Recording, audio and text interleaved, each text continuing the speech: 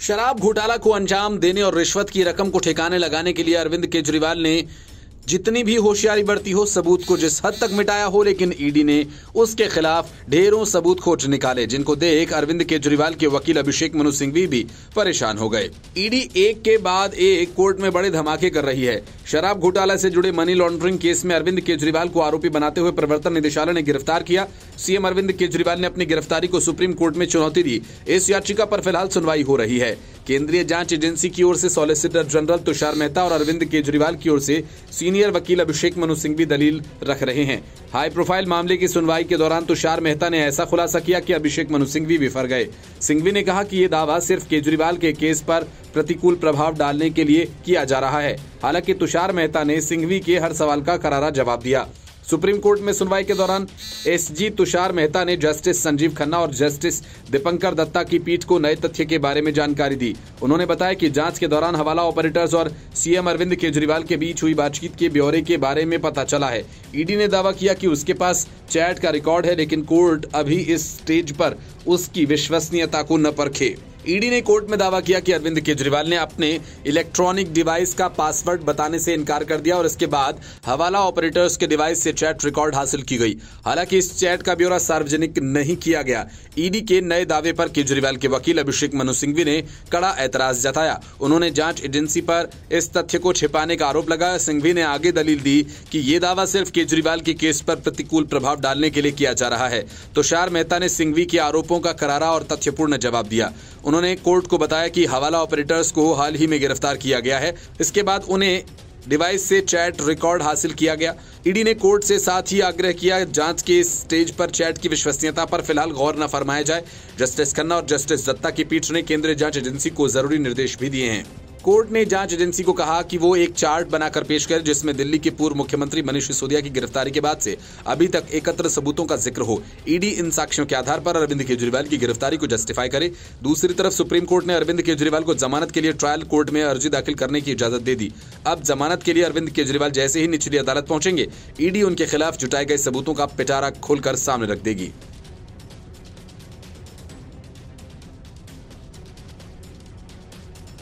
Bureau report, news of India. Abhishek Manu Singhvi को राज्यसभा भेजने के लिए अरविंद केजरीवाल ने पहले स्वाति मालीवाल से इस्तीफा मांगा। स्वाति मालीवाल ने ऐसा करने से इनकार कर दिया तो सीएम हाउस में विभव कुमार ने उनकी पिटाई कर दी। इस वजह से विभव कुमार तिहाड़ जेल में बंद हैं।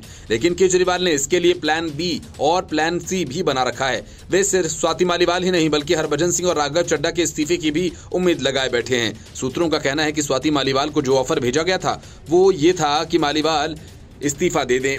साथ ही में ये भी कहा कि हरभजन सिंह बीजेपी में शामिल होने वाले हैं, इसलिए वे इस्तीफा दे देंगे तो उनकी सीट पर मालीवाल को भेज दिया जाएगा। लेकिन मालीवाल ने जब ऑफर ठुकरा दिया और हरभजन सिंह उम्मीद के मुताबिक बीजेपी में नहीं गए तो केजरीवाल राघव चड्ढा से इस्तीफा देने की कोशिश करने लगे। लेकिन इस बीच स्वाति मालीवाल कांड से इतना रायता फैल गया कि केजरीवाल की सारी बातों से इनकार करना पड़ा।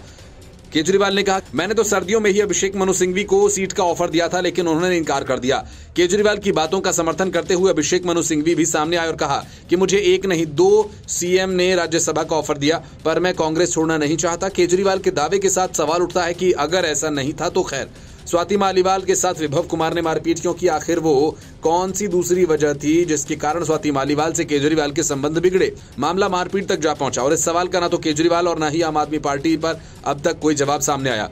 इसके अलावा अरविंद केजरीवाल ने कहा कि जनवरी में अभिषेक मनु सिंघवी को राज्यसभा का ऑफर दिया, लेकिन उन्होंने ठुकरा दिया। सीएम ने साफ कहा कि राज्यसभा भेजने के लिए किसी को इस्तीफा देने के लिए नहीं कहा गया। उन्होंने आरोप लगाया कि ये बीजेपी की तरफ से प्लांटेड खबर है। उन्होंने बात कही, सीएम केजरीवाल ने कहा कि ये बिल्कुल गलत है। अभिषेक मनु सिंघवी के लिए मैंने किसी को इस्तीफे के लिए नहीं कहा। ये सारी बीजेपी की प्लांटेड स्टोरीज हैं। इसके उलट जनवरी में मैंने ऑफर किया था और ठुकरा दिया गया। अभिषेक मनु सिंघवी ने सीएम केजरीवाल का केस लड़ा और उसके साथ ही उन्होंने संजय सिंह के मामले में भी कोर्ट में जिरह की थी। सीएम केजरीवाल के बयान पर अभिषेक मनु सिंघवी की भी प्रतिक्रिया सामने आई है। उन्होंने एक्स पर कहा कि पहले ये नहीं बताया गया कि सीएम ने मुझसे इस बारे में बात की थी। मैं खुद को भाग्यशाली मानता हूं, सिर्फ एक नहीं बल्कि 2 सीएम की तरफ से मुझे शुभकामनाएं मिली। दोनों ही प्रस्तावों को मैंने सम्मानपूर्वक अस्वीकार कर दिया क्योंकि मैं कांग्रेस में ही रहना चाहता हूं। राज्यसभा प्राथमिकता नहीं है। 3 दलों से प्रस्ताव मिलना वास्तव में सराहनीय है।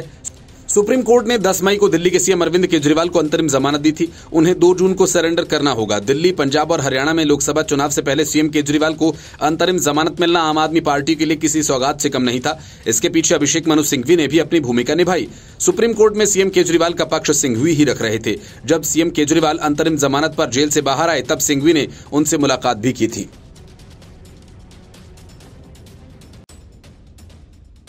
शराब घोटाला, तिहाड़ जेल की सैर, स्वाति मालीवाल और जबरदस्त सत्ता विरोधी लहर के फंसे अरविंद केजरीवाल की पार्टी बुरे दौर में है और दिल्ली में हुए मतदान के दौरान ये देखा भी। अब तक चुनाव में शिक्षा, स्वास्थ्य, फ्री बिजली, फ्री पानी की बात करते रहे अरविंद केजरीवाल ने अचानक पार्टी का पूरा नैरेटिव बदल दिया या फिर बदलने के लिए मजबूर हो गए। अपने काम को छोड़कर आम आदमी पार्टी ने पूरा कैंपेन केजरीवाल की गिरफ्तारी पर फोकस कर दिया। वजह ये कि शायद सहानुभूति की लहर उठे और दिल्ली में पार्टी का खाता खुल जाए, लेकिन हुआ ठीक उलट। मतदान के बाद माना जा रहा है कि अरविंद केजरीवाल को 2019 से भी कम वोट मिलने जा रहे हैं। इसलिए आतिशी मार्लेना ने संभावित हार का ठिकरा दिल्ली में उपराज्यपाल पर फोड़ा और एक्स पर पोस्ट कर कहा कि ऐसी जानकारी मिली है कि एलजी ने दिल्ली पुलिस को आदेश दिया कि जहां इंडिया गठबंधन के वोटर भारी संख्या में हैं, वहां पर वोटिंग धीमी करवानी है ताकि लोगों को वोट डालने में दिक्कत हो। अरविंद केजरीवाल ने इस पोस्ट को रीपोस्ट कर दिया और इससे नाराज एलजी ने केजरीवाल को अपने रडार पर ले लिया और कहा कि आदत ही बना ली है आपने तो। एक केजरीवाल साहब, जिस हाल में रहना बस रोते हुए रहना। असल में दिल्ली में कांग्रेस और आम आदमी पार्टी का गठबंधन तो हो गया, लेकिन बीजेपी से मुकाबला करने के लिए इनकी मिली जुली ताकत का भी कम है।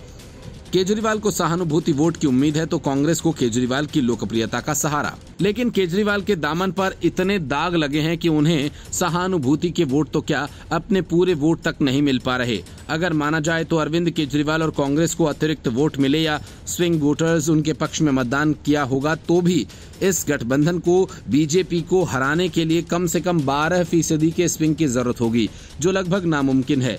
माना जा रहा है कि अगर आम आदमी पार्टी को डिसाइडिंग फैक्टर मानना है तो उसे स्विंग वोटर्स की बहुत जरूरत पड़ने वाली है। अगर 2019 के चुनाव को बेंचमार्क माना जाए तो कहा जा रहा है कि अगर 6% स्विंग वोट इंडिया गठबंधन को मिल जाए तो दिल्ली में उसका खाता जरूर खुल सकता है। बहुत ज्यादा फर्क तो नहीं आएगा, लेकिन 2 सीटें जीतने की संभावना बन सकती है। यानी उस स्थिति में बीजेपी का आंकड़ा 5 तक जा सकता है। लेकिन अगर गठबंधन को 9% से करीब स्विंग वोट मिल जाए तो बाजी पलट सकती है। उस स्थिति में दिल्ली में आम आदमी पार्टी और कांग्रेस के गठबंधन को 5 सीटें मिलने की संभावना है और बीजेपी का आंकड़ा 2 सीटों पर सिमट सकता है। एक तीसरी संभावना भी है जो वर्तमान स्थिति में जरूर नामुमकिन सी लगती है। अगर इंडिया गठबंधन दिल्ली में 12% स्विंग वोट हासिल कर लेता है तो बीजेपी दिल्ली में पहली बार अपना खाता भी न खोल पाए और इंडिया गठबंधन की सारी 7 सीटें अपने नाम कर ले। लेकिन मतदान के रुझानों से साफ है कि इंडिया गठबंधन को स्विंग वोट न के बराबर मिल रहे हैं और बात सहानुभूति की तो वो कहानी आम आदमी पार्टी की गढ़ी हुई लगती है। शराब घोटाला में पकड़े गए केजरीवाल को तो लगता है कि किसके मन में कोई सहानुभूति नहीं दिखाई दी। हालत तो ये है कि जब नतीजे आएंगे तो कहीं आम आदमी पार्टी की पूरी सियासी जमीन ही दिल्ली से खिसक न जाए। Bureau report, news of India.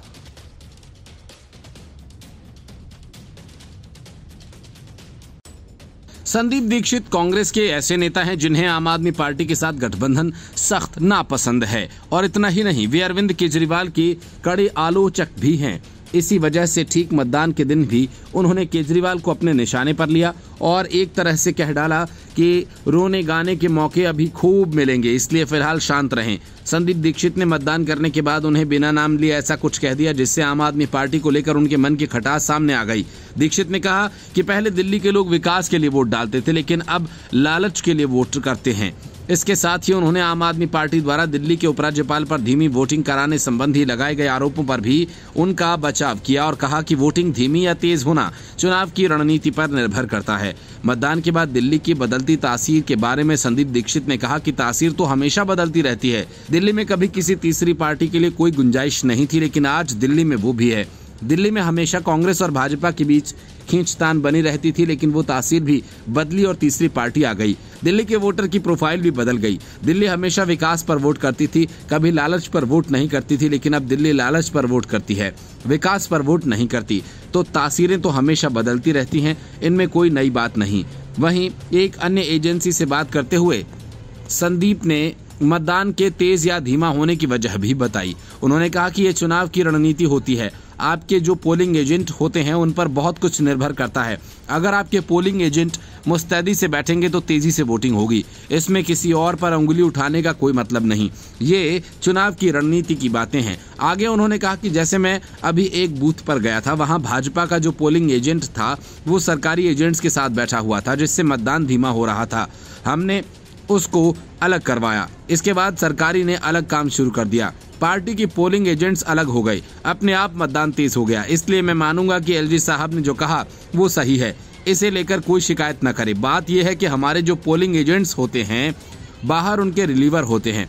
उनके लोकसभा चुनाव में भाजपा को 300 सीटें मिलने के सवाल पर दीक्षित बोले कि भाजपा को 300 सीटें तो छोड़िए, 200 सीटें मिलना भी मुश्किल लग रहा है। अगर आप पूरे एनडीए गठबंधन को भी साथ मान लें तो किसी भी हालत में उनको बहुमत नहीं मिल रहा है। अब की बार सरकार पलटेगी ही पलटेगी, इस बात पर मुझे कोई शक नहीं। इससे एक दिन पहले दिल्ली सरकार की मंत्री आतिशी ने एलजी वीके सक्सेना पर बड़ा आरोप लगाया था। आतिशी ने कहा था कि सक्सेना ने दिल्ली पुलिस को उन इलाकों में धीमा मतदान कराने के निर्देश दिए जहां पर इंडी गठबंधन के वोटर भारी संख्या में हैं। आतिशी ने यह भी आरोप लगाया कि सोशल मीडिया प्लेटफॉर्म एक्स पर एक पोस्ट लिखते हुए आरोप लगाया, साथ ही मामले में चुनाव आयोग से हस्तक्षेप करते हुए ऐसी किसी भी कोशिश पर रोक लगाने की मांग की थी। और इसके बाद एलजी ने पलटकर कहा था कि ए केजरीवाल जहां रहना वहां रोते ही रहना। Bureau report, news of India. विभव कुमार की गिरफ्तारी से बौखलाए केजरीवाल ने प्रेस कॉन्फ्रेंस में कहा था कि पहले मुझे गिरफ्तार कर लिया, मनीष सिसोदिया को गिरफ्तार कर लिया, संजय सिंह को गिरफ्तार कर लिया, सत्येंद्र जैन को गिरफ्तार कर लिया, मेरे पीए को गिरफ्तार कर लिया, अब आतिशी मरलेना और सौरभ भारद्वाज को गिरफ्तार करेंगे। राघव चड्डा आए थे, कह रहे थे कि उन्हें भी गिरफ्तार किया जाएगा। केजरीवाल यह सब कहने के लिए नहीं कह रहे थे। असल में सौरभ भारद्वाज और आतिशी मरलेना का नाम पहली बार ईडी के सामने खुद केजरीवाल ने ही पूछताछ के दौरान लिया था। केजरीवाल फिलहाल अंतरिम जमानत पर चुनाव प्रचार के लिए रिहा किए गए हैं और उन्हें 2 जून को सरेंडर करना है।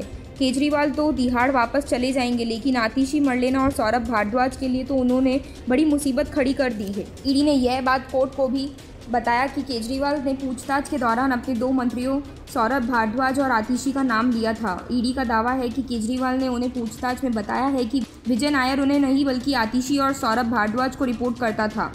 ईडी ने कोर्ट को बताया कि केजरीवाल ने पहली बार दिल्ली शराब घोटाला केस में अपने 2 मंत्रियों का नाम लिया है। प्रवर्तन निदेशालय ने राउज एवेन्यू कोर्ट को बताया कि हमने शराब घोटाला केस में पूछताछ की तो उन्होंने शिक्षा मंत्री आतिशी और स्वास्थ्य मंत्री सौरभ भारद्वाज का नाम लिया है। ईडी ने बताया कि केजरीवाल ने उनसे कहा कि एक और आरोपी विजय नायर मुझे नहीं बल्कि आतिशी और सौरभ भारद्वाज को रिपोर्ट करते थे। ईडी ने बताया कि हमने केजरीवाल को शराब बनाने वाले थोक विक्रेताओं, खुदरा विक्रेताओं और यहाँ तक कि दिनेश आशीष और अभिषेक बेनपल्ली जैसे बिचौलियों सहित शराब के व्यवसाय में शामिल अन्य सह अभियुक्त व्यक्तियों के सबूत दिखाए। यही नहीं, ईडी का कहना है कि उन्होंने केजरीवाल और विजय नायर के 10 से अधिक बैठकों के भी सबूत पेश किए। जांच एजेंसियों ने कहा कि लेकिन केजरीवाल ने इन व्यक्तियों के बारे में अनभिज्ञता का दावा कर सवाल टाल दिया।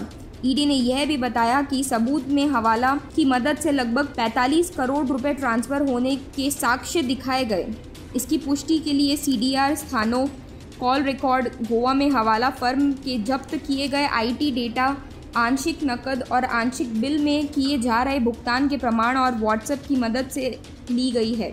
हालांकि ईडी ने कहा कि केजरीवाल ने कहा कि वह इस बारे में नहीं जानते। ईडी ने यह भी बताया कि हवाला के माध्यम से 45 करोड़ रुपए इकट्ठा करने वाले इस व्यक्ति को भी आम आदमी पार्टी के सीधे अपने बैंक खाते में 2,20,340 रुपये मिले हैं।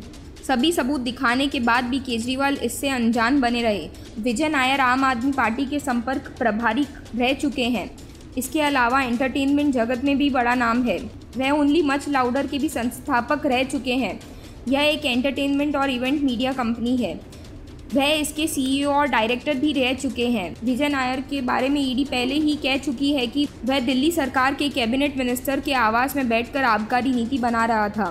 वह सीएम के ऑफिस में भी काम करता था, लेकिन केजरीवाल ने यह कहकर मामले को टाल दिया कि सीएम ऑफिस में कौन काम करता है, इसकी उन्हें जानकारी नहीं थी। अरविंद केजरीवाल की आंख के तारे विभव कुमार पर कोर्ट ने कोई रहम नहीं दिखाया और 4 दिन के लिए न्यायिक हिरासत में भेज दिया। स्वाति मालीवाल मामले में विभव कुमार 28 मई तक न्यायिक हिरासत में रहेंगे। आमतौर पर न्यायिक हिरासत 14 दिनों की होती है, लेकिन पुलिस ने सिर्फ 4 दिन की ही हिरासत मांगी है। हो सकता है कि इसके पीछे पुलिस की कोई रणनीति हो, जिसका खुलासा वक्त आने पर हो। पुलिस के अनुरोध को कोर्ट ने स्वीकार कर लिया। दिल्ली पुलिस ने बताया कि कोर्ट के निर्देशों के अनुसार हमने परिवार के सदस्यों और वकील को विभव कुमार से मिलने की अनुमति दी थी। विभव के वकील ने कहा कि न्यायिक हिरासत या पुलिस हिरासत दोनों ही में आरोपी की स्वतंत्रता को प्रभावित किया जा सकता है। किसी भी चीज की मांग उचित होना चाहिए। विभव के वकील ने कहा कि न्यायिक हिरासत 14 दिन की होती है, लेकिन पुलिस 4 दिन की न्यायिक हिरासत की मांग कर रही है। विभव कुमार के वकील ने कहा कि न्यायिक रिमांड न्यायालय का विशेषाधिकार है। सरकारी वकील अतुल श्रीवास्तव ने कोर्ट में कहा कि सीसीटीवी आरोपी के अधिकार में नहीं है। जो पेन ड्राइव आरोपी ने दी वो खाली पाई गए, जिसे FSL को भेज दिया गया। विभव कुमार ने जांच के दौरान जब्त की गई DVR को सुरक्षित रखने की अपील की थी, जिसके विरोध में अतुल श्रीवास्तव ने कहा कि ये आवेदन देने की जगह नहीं और इसे खारिज कर दिया जाए। असल में सबूत मिटाने और उसे छेड़छाड़ करने की ये पहली घटना नहीं है। जब दिल्ली के मुख्य सचिव अंशु प्रकाश के साथ मारपीट हुई थी, तब भी CCTV फुटेज के साथ छेड़छाड़ की गई। शराब घोटाला मामले में सिसोदिया से लेकर केजरीवाल तक सबने सबूत मिटाए और वही कहानी स्वाति मालीवाल मामले में दोहराई गई। CCTV फुटेज इधर उधर कर दिए गए। स्वाति मालीवाल ने विभव कुमार पर मारपीट का आरोप लगाया। उनका आरोप है कि 13 मई को जब वे केजरीवाल से उनके घर मिलने गई, तब विभव ने उन्हें बेरहमी से मारा पीटा, धमकी दी थी। शिकायत के मुताबिक विभव ने उन्हें 7-8 थप्पड़ मारे, नीचे घसीटा, उसके बाद उन्हें लात मारी। स्वाति मालीवाल की तरफ से FIR दर्ज कराए जाने के बाद पुलिस ने विभव को गिरफ्तार कर लिया। पुलिस ने विभव को कोर्ट में पेश किया, जहां से उन्हें 5 दिन की पुलिस कस्टडी में भेज दिया गया। इस दौरान पुलिस क्राइम सीन रिक्रिएट करने के लिए विभव को दोबारा CM आवास भी ले गई। इससे पहले स्वाति मालीवाल को ले जाकर भी क्राइम सीन रिक्रिएट किया गया था। जांच के दौरान पुलिस विभव को मुंबई भी लेकर गई थी। बताया जा रहा था कि विभव ने मुंबई में अपना फोन फॉर्मेट किया था और ऐसे में ये पता करने के लिए कि फोन मुंबई में कहां और कैसे फॉर्मेट किया गया, पुलिस विभव को मुंबई ले गई ताकि डेटा रिट्रीव किया जा सके। और इस दौरान दिल्ली पुलिस ने जो सबूत बरामद किए वे मुंबई एयरपोर्ट के नजदीक के इलाके में थे। 17 मई की रिपोर्ट के मुताबिक विभव कुमार ने शहर में किसी अन्य व्यक्ति या डिवाइस पर डेटा ट्रांसफर करने से पहले अपने फोन को फॉर्मेट कर दिया। दिल्ली पुलिस उस डेटा को वापस पाने के लिए उन्हें मुंबई के उपनगर कलीना में फॉरेंसिक लैब ले गए।